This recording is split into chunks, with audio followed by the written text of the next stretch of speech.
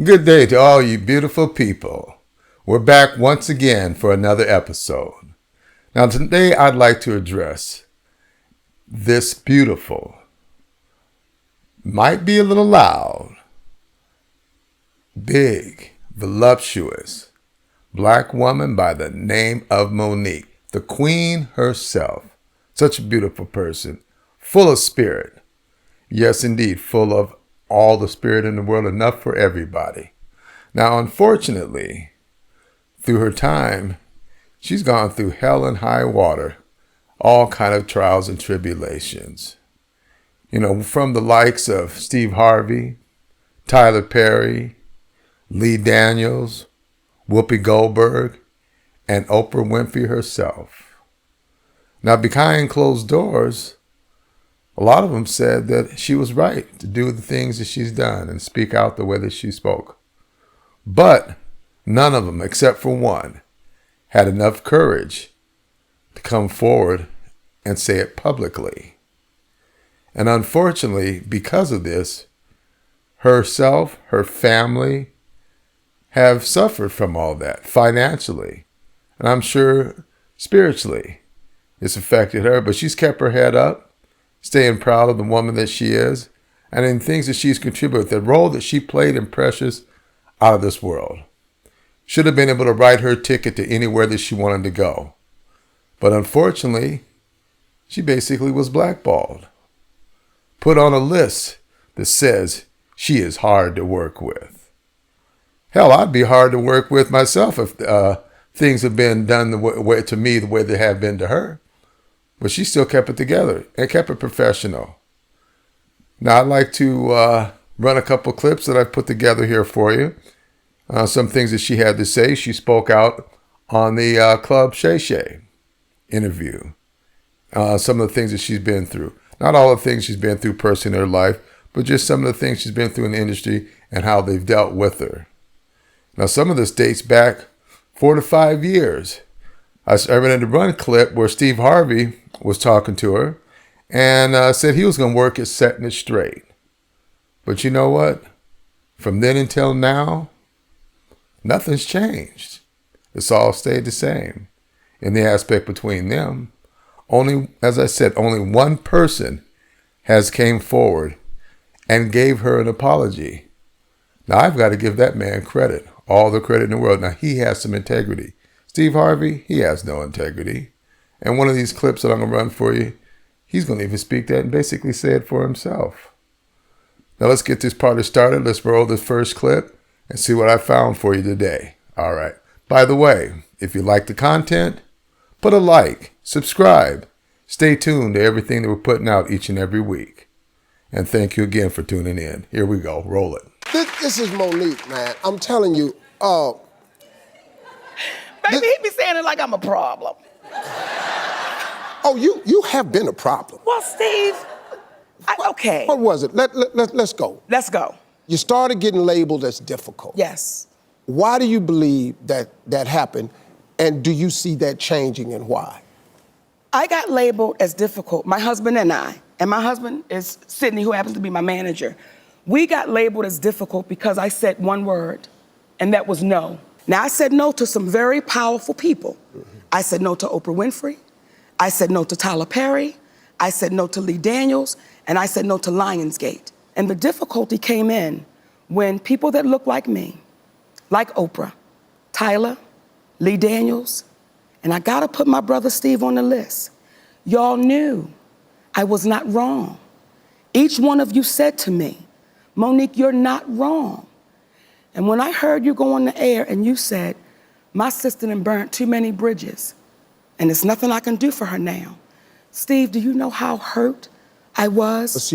With the comment that she says that Steve Harvey made, maybe just basically labeled her as being hard to work with. That's like driving the nails in the coffin, saying that she burned some bridges.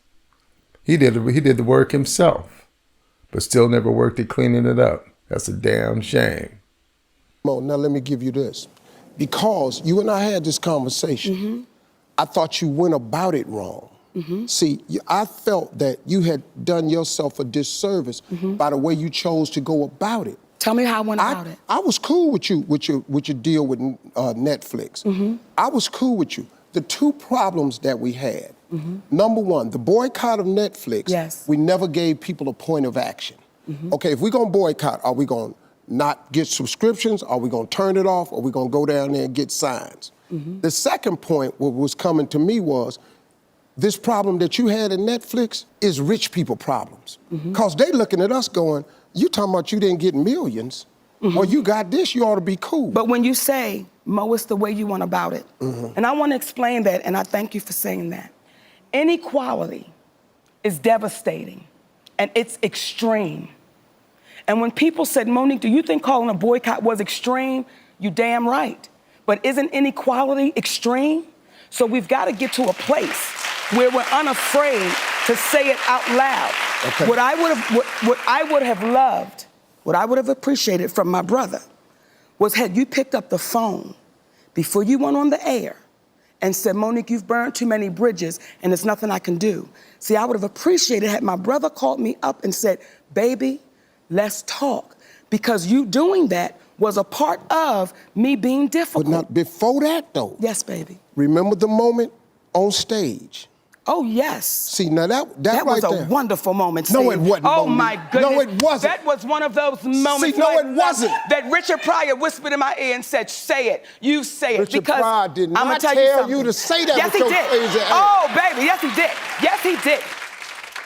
I do not regret, as I said on the Steve Harvey show, I do not regret one moment of that night on that stage. No, in case you don't know, See, basically all she's saying is that, hey, you could have called me, pulled my coattail, pulled me to the side, and told me what was going on and how you felt and what you were going to even say publicly. But instead, what he did was threw her completely under the bus. No warning, no nothing. They didn't give her a warning label. Now, for you that don't know what this is all about, it has to do with the movie Precious when it came out. Now, she had a contract with Lionsgate about promoting the film. She promoted it and did everything humanly possible to promote it locally.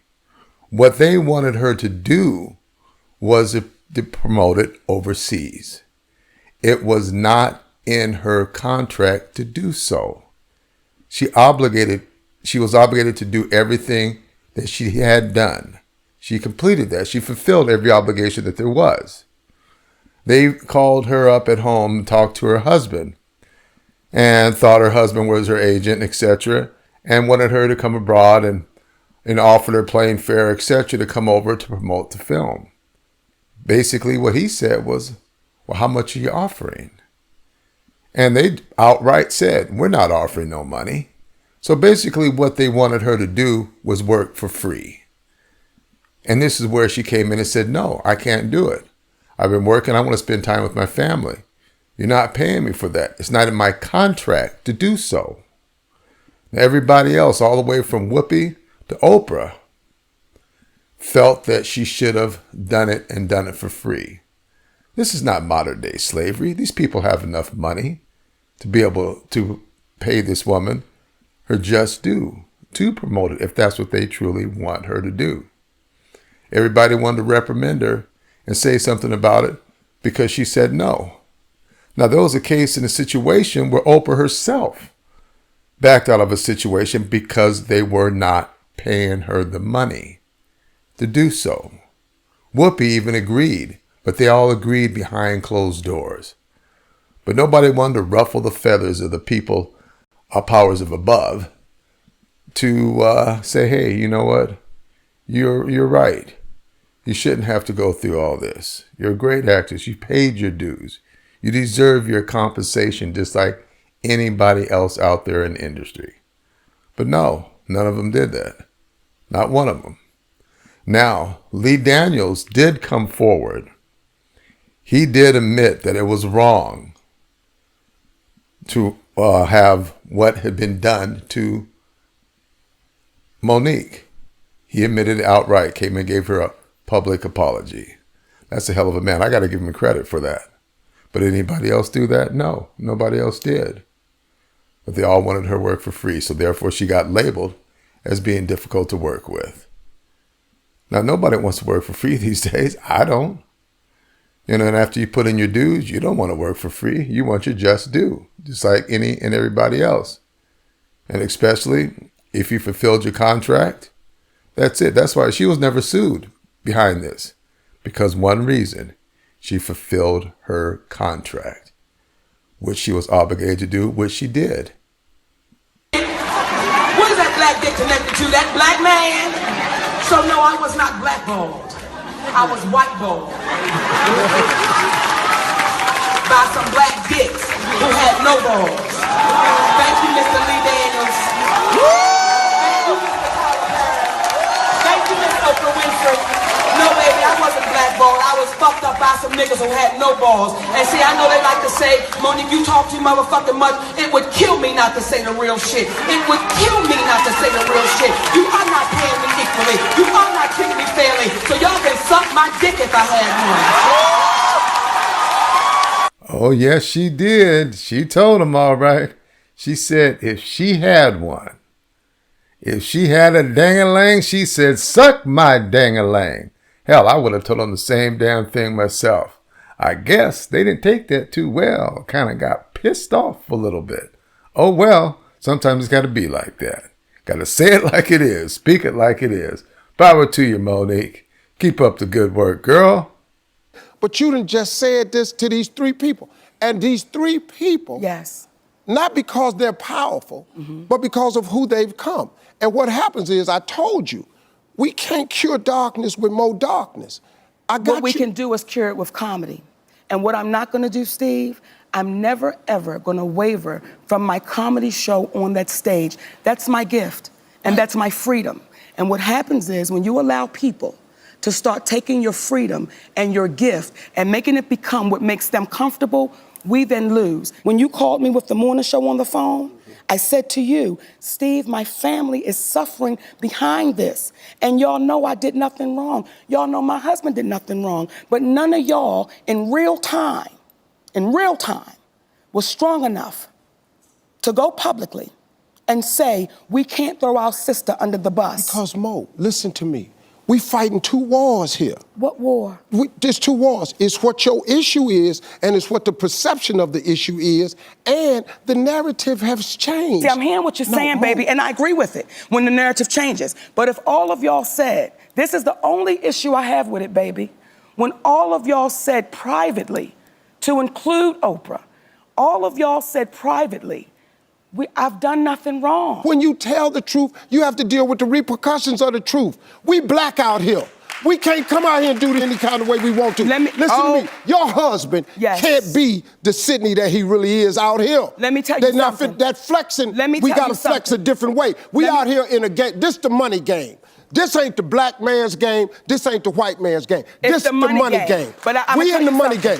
And you cannot sacrifice yourself. The best thing you can do for poor people is not be one of them. You cannot help them. We're in the money game. But let me tell you what the game is before the money game. Like this. Before the money game, it's called the integrity game. And we've lost the integrity worrying about the money. But Mo, wait a minute. If I crumble, my children crumble, my grandchildren crumble. I cannot, for the sake of my integrity, stand up here and let everybody that's counting on me crumble so I can make a statement. There are ways to win the war in a different way. When I first seen this clip, I couldn't believe what I was hearing with my own ears. I mean, truly, I was shocked and amazed to hear Steve Harvey say the things that he said. And what game it is. It's the money game. You know, speaking about his integrity. And Mo makes all the sense in the world. Basically, only thing everybody had to do was to come forward and say what was right. That would have changed the narrative, but no, none of them did. Why? To protect their own interests, their goals of what they wanted. So within that, they let somebody else fall to the wayside. Might as well let a person just be whipped by the master, to where they could have saved this woman, gave her refuge, gave her comforting, but nobody would do that. And for Harvey to say he does not have that type of integrity, I'm going to have to say that again. For him to say that out of his mouth, public television, that he does not have that type of integrity. Now, when you watch some of these shows like that, they have a little applaud button that they have going off in the background. It tells the crowd to applaud. Now, if you listen to the applause, it makes you think, oh, he's right. What he's saying, it's all a bunch of BS. It's a bunch of garbage.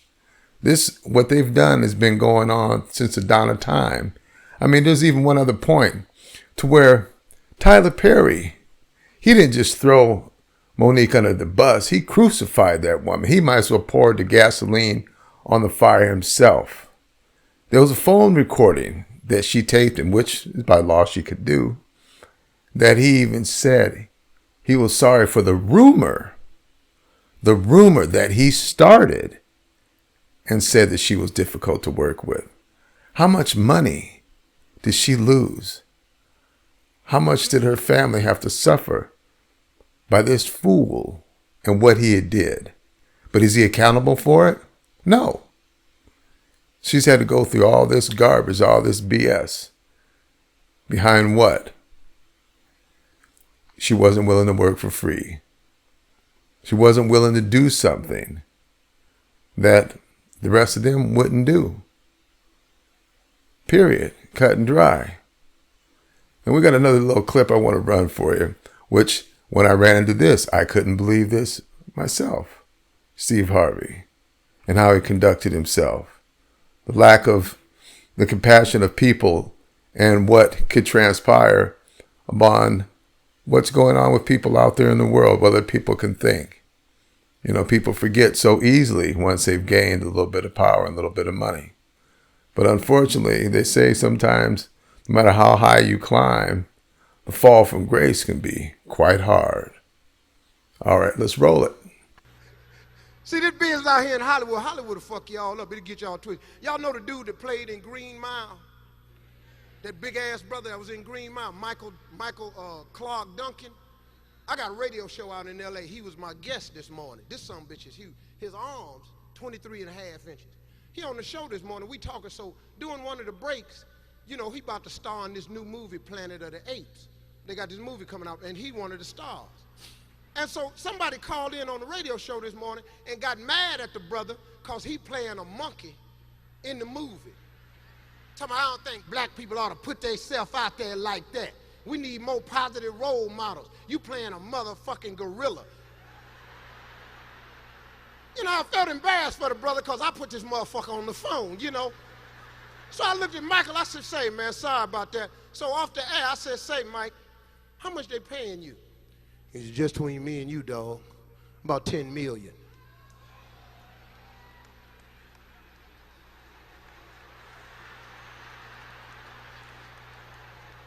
$10 million? For $4 million, I'll be all the motherfucking monkey you can stand.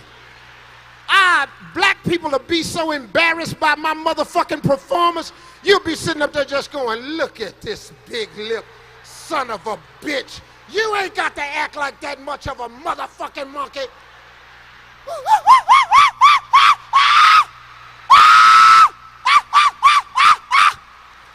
Be picking shit off me looking at it. Be walking around that I be digging in my ass. Motherfucker, for 10 million, kiss my ass. Motherfucker, I am a monkey. Motherfucker, I swing in on the vine to work. Now, I understand what the caller might have been saying when they called in and talked about him playing that role in Planet of the Apes. Now, it's a touchy situation right there. Does a person do the role with integrity? Do they maintain and keep their composure? Are they selling themselves out? Do they feel exploited? Under the circumstances, I believe that a person could pull off the role and do a damn good job of it. Play the role, get paid, because of how they think of themselves. Do they view themselves as a monkey, as an ape, like people have tried to label black folks for so many years. Does a person make their living and keep on ticking? Now, they're not asking you to put on a dress. And if you're not feeling as if you're exploiting yourself, do the role and play it quite well, considering. But what I have to say about that, Steve Harvey, he has a choice to make a joke. You're a comedian. You can tell a joke about anything and everything. But I was kind of appalled to, one, see the joke that he made and how he dressed himself as a monkey. That's supposed to be funny. I couldn't do it myself personally. But when I hear a man say that he basically truly doesn't have much integrity when he was speaking to Monique, then to turn around and pull off a joke the way that he just did and talk about picking shit out of his ass, etc., etc. Now, to me, he's exploiting himself. He doesn't have to go that direction, period. Go ahead and make that Planet of the Apes and get you $10 million and keep on ticking. Steve Harvey, get it together, my brother, because in my opinion, you didn't have to go that way. Didn't even have to address it that way whatsoever. But checking out your character, how you are, hey, it's easy to see. Now, well, that's all we have for you here today. Hope everybody's had an enjoyable moment covering all this material regarding Steve Harvey, Tyler Perry, Whoopi, and all of them. And again, Lee Daniels, I take my hat off to you. I'd like to say to you all out there in this podcast world, thank you for tuning in. Keep being marvelous, and may everything be marvelous for you each and every day. This is Rose from Ride with Rose. I personally would like to thank each and every one of you for tuning in to our episodes. Please support us by following us on all of our social media accounts: Instagram, Facebook, Twitter, and TikTok. For the latest episodes, go to Podcaster, Spotify, Riverside FM, and YouTube. We look forward to sharing many more journeys together with you. And may you all have a marvelous day. #RWR.